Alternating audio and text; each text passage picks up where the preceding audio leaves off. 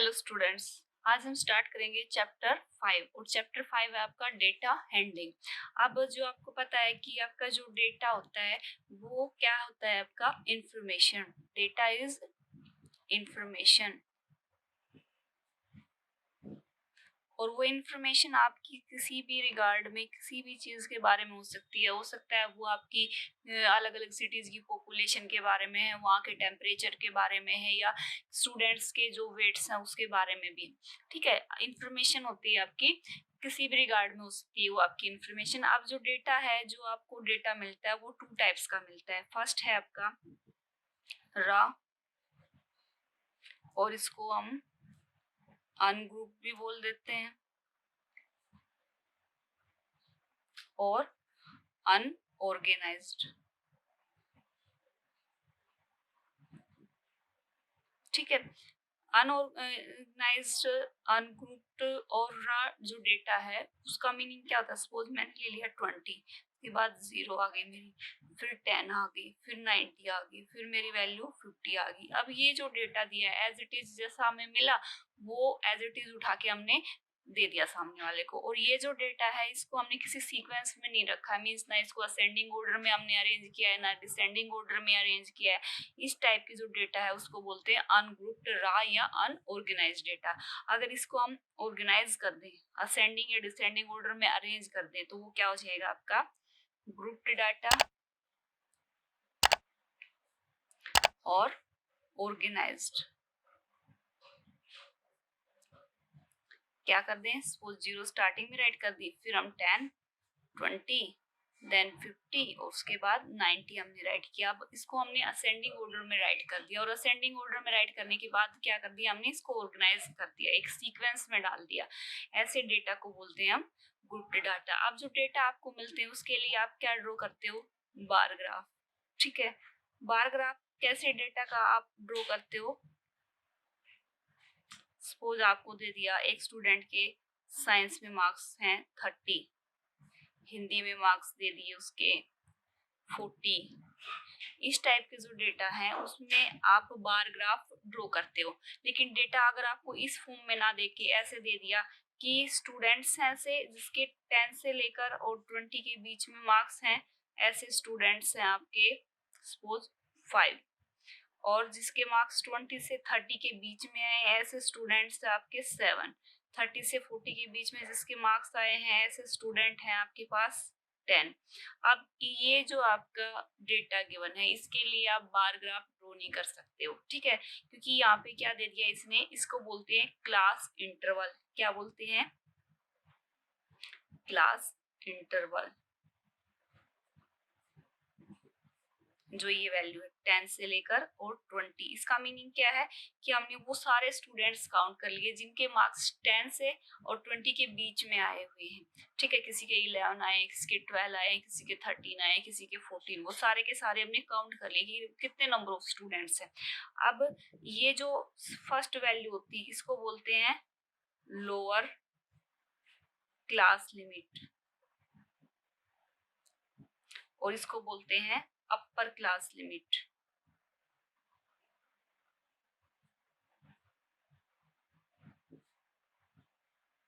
इस complete value को 10-20 को बोलेंगे हम क्लास इंटरवल, और जो स्मॉलर वैल्यू उसको बोलेंगे लोअर क्लास लिमिट, और अपर वैल्यू जो बड़ी वैल्यू है ग्रेटर वैल्यू को बोलेंगे अपर क्लास लिमिट। ठीक है, और ये जो वैल्यू है कि कितने स्टूडेंट्स आए हैं, 5 स्टूडेंट आए हैं, 7 आए, 10 आए, इसको बोलते हैं क्या, फ्रीक्वेंसी। ये होती है आपकी फ्रीक्वेंसी कि उस ग्रुप के अंदर जो क्लास इंटरवल है उसमें कितने डेटा हमें मिले, 5 मिले, 10 मिले, 7 मिले, उसको बोलते हैं फ्रीक्वेंसी। अब आपको फ्रीक्वेंसी डिस्ट्रीब्यूशन टेबल ड्रॉ करनी होती है। फ्रीक्वेंसी डिस्ट्रीब्यूशन टेबल का मतलब है आपको टैली मार्क्स टेबल ड्रॉ करनी है। और एक आपको अब बार ग्राफ इसका हम ड्रॉ नहीं कर सकते, तो इसके लिए हमें ग्राफ पे तो रिप्रेजेंट करना होगा, तो उसको बोलेंगे हिस्टोग्राम।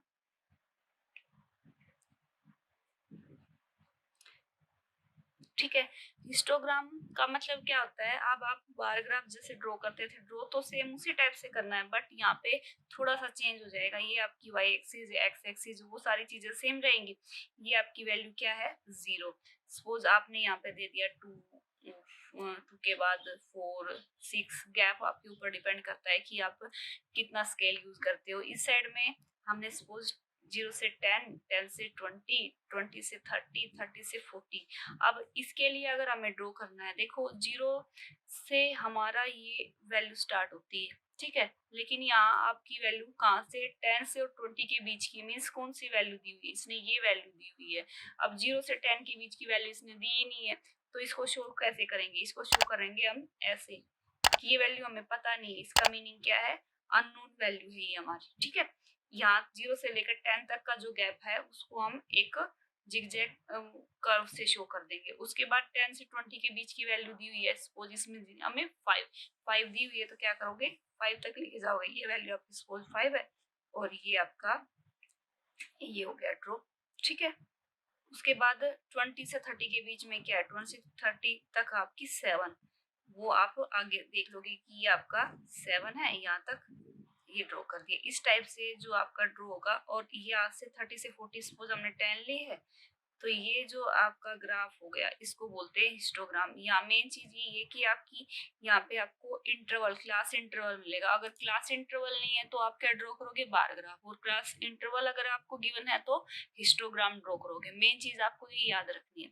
तो जो आपका फर्स्ट क्वेश्चन है ये भी ड्रॉ करना आएगा, आपका फ्रीक्वेंसी डिस्ट्रीब्यूशन टेबल भी आएगी, लेकिन जो फर्स्ट क्वेश्चन है उसमें खाली आपको क्या बताना है कि for which of these would you use a histogram to show the data, किसके लिए आप हिस्टोग्राम बनाओगे। और आपको पता है हिस्टोग्राम आप कब ड्रॉ करते हो, जब आपको क्या दिया हुआ हो, क्लास इंटरवल दिया हुआ हो, फिक्स वैल्यू दी हुई कि यहाँ से लेकर यहाँ तक ये वैल्यू है, यहाँ से लेकर यहाँ तक इसके बीच में इतने पीपल हैं या कुछ भी है, ठीक है। तो फर्स्ट जो पार्ट है आपकी एक्सरसाइज का, फर्स्ट क्वेश्चन है उसका फर्स्ट पार्ट है। फर्स्ट पार्ट में क्या दिया हुआ है, आपको ये बस ये बताना है इस क्वेश्चन में कि इसके लिए आप हिस्टोग्राम ड्रॉ कर सकते हो या नहीं कर सकते हो। यहाँ से जो डेटा आपको मिलेगा, फर्स्ट है the number of letters from different areas in a postman's bag. एक पोस्टमैन के बैग में अलग अलग एरिया के लेटर्स हैं, तो उसके लिए आप हिस्टोग्राम ड्रॉ कर सकते हो, नहीं कर सकते, क्योंकि उसमें पर्टिकुलर ये नहीं दिया हुआ है कि कहाँ से कहाँ तक, मीन्स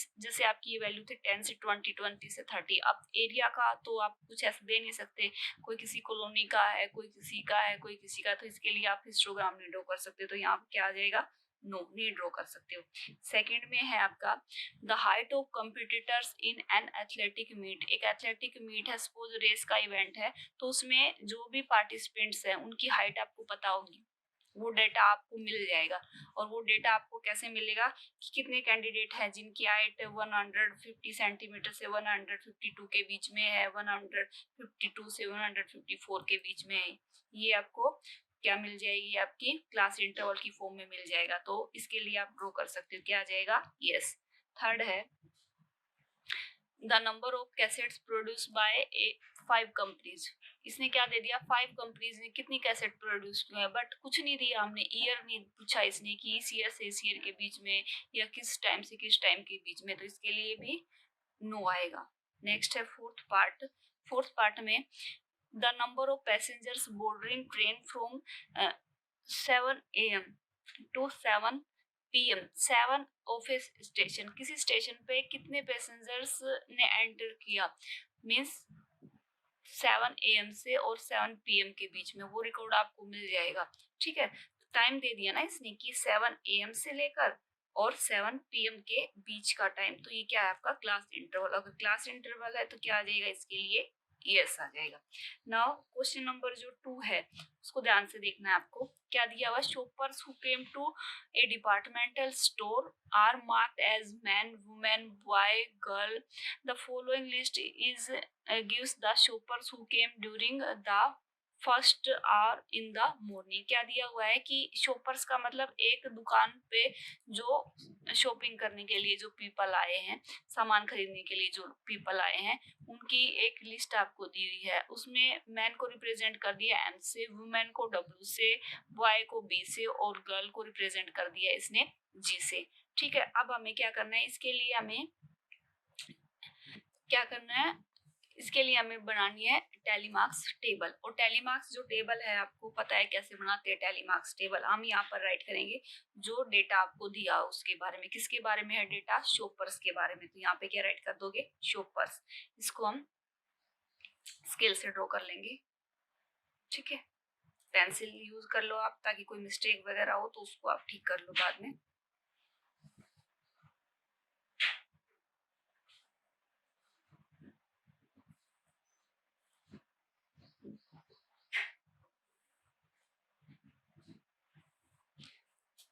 क्या है ये? Frequency distribution table.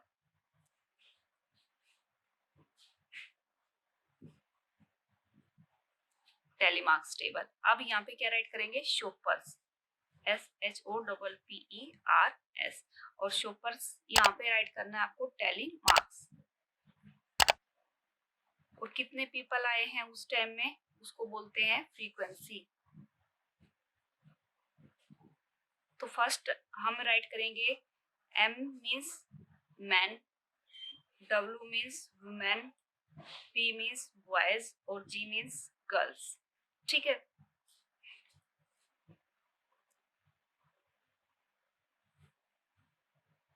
ये होगी आपकी टेबल। अब देख लेते हैं कि यहाँ पर आपके मैन कितने आए हैं, वुमेन कितनी आए हैं, बॉयज कितने आए हैं, गर्ल्स कितनी आई हैं।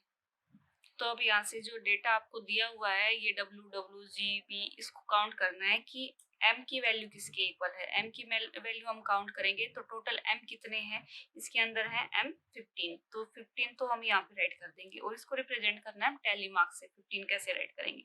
ये हो गया आपका 5, 10 और ये हो गया 15। टैली मार्क्स की फॉर्म में राइट कर दिया। अब W कितने हैं? W हैं आपके, काउंट कर लेंगे उसको 28। तो यहाँ पे हमने राइट कर दिया। और अब इसको टैली मार्क्स की फॉर्म में 5, 10, 15, 20, 25 और ये 28। उसके बाद है बॉयज। बॉयज है 5 तो हमने यहाँ राइट कर दिया 1, 2, 3, 4, 5। गर्ल्स हैं 12 यहाँ राइट कर दिया। और उसको टैली मार्क्स की फॉर्म में 5, 10 और ये 12। इस टाइप से आपको फ्रीक्वेंसी डिस्ट्रीब्यूशन टेबल ड्रॉ करनी है। जो क्वेश्चन नंबर 3 है वो देखते हैं अब। एंड क्वेश्चन नंबर 3 में क्या दिया हुआ है? Weekly wages in rupees for 30 workers in a factory are. Weekly wages का मतलब है कि वीक में कितने रुपए, कितना अमाउंट उनको मिलता है उनके वर्क के लिए। दिया हुआ है ये 830, 835, 890। ये किसका कितना है, कितने कितने पीपल का कितना, ये दिया हुआ है कि टोटल 30 वर्कर्स हैं। एक का 830, एक का 835 है, ठीक है। अब क्या करना है? इसके use tally marks, make a frequency table with interval as 800 to 810, 810 to 820 and 800 सोन। आपको क्या करना है? इसके लिए फ्रीक्वेंसी डिस्ट्रीब्यूशन टेबल बनानी है। बट टेबल आपको डायरेक्ट नहीं राइट नहीं करनी कि 830 कितने पीपल को मिलता है। आपको क्या करना है? इसके लिए क्लास इंटरवल बनाना। और क्लास इंटरवल कैसे बनाना है? 800 से लेकर 810 तक कितने हैं। ऊपर हम राइट करेंगे वीकली वेजेस। क्या राइट करोगे यहाँ पर? Weekly wages. यहाँ पर टैली मार्क्स और इधर राइट करोगे फ्रीक्वेंसी। अब उसी टाइप से मार्क कर देंगे इसको।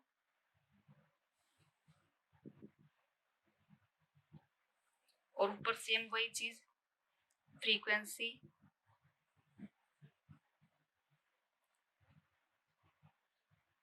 डिस्ट्रीब्यूशन टेबल,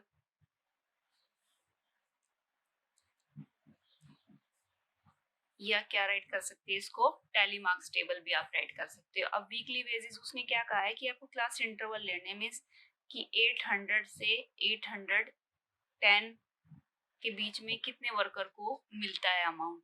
फिर उसके बाद दिया हुआ आपका 810 से 820 कितने को मिलता है, 820 से 830 कितने को मिलता है, 830 से 840 के बीच में कितने को मिलता है, 840 से 850 के बीच में कितने को मिलता है, 850 से 860, 860 से 870, 870 से 880, 880 से 890 और लास्ट बच गया आपका 890 से लेकर, और ये आपको फाइंड आउट करना है 900 तक।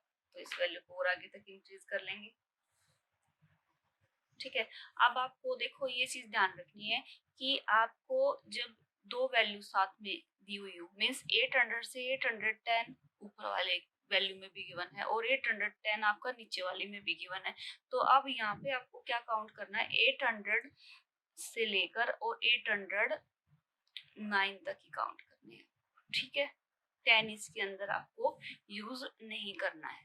ठीक है, और 810 से लेकर और 819 तक आपको इसके अंदर काउंट करनी है। ठीक है ना, और इसी टाइप से ये वैल्यू एक एक लेस होती चली जाएगी। अब यहाँ पे आप 820 से और 829 तक के बीच की वैल्यू काउंट करोगे। अब काउंट कर लेते हैं कि फर्स्ट में 800 से लेकर 809 तक कितने वर्कर आए हैं, मीन्स 800 से लेकर 809 तक की वैल्यू कितने टाइम्स आपकी इस इंटरवल में आई है। इसको देखोगे तो आप ये आई है 810 से लेकर 809 तक आई है आपकी 3 टाइम्स आई है वैल्यू, 3 टाइम्स आई है, तो इसको यहाँ पे हमने राइट कर दिया, उसके लिए टैली मार्क्स राइट कर दिया। 809 से लेकर और 819 तक वैल्यू कितने टाइम्स आई है, 2 टाइम्स आई है, 2 टाइम्स आई, 2 यहाँ पे राइट कर दिया हमने, उसके लिए टैली मार्क्स उसके सामने राइट कर दिया। इसी टाइप से आपको ये टेबल कंप्लीट करनी है। ठीक है, कर लेना इसको। ओके।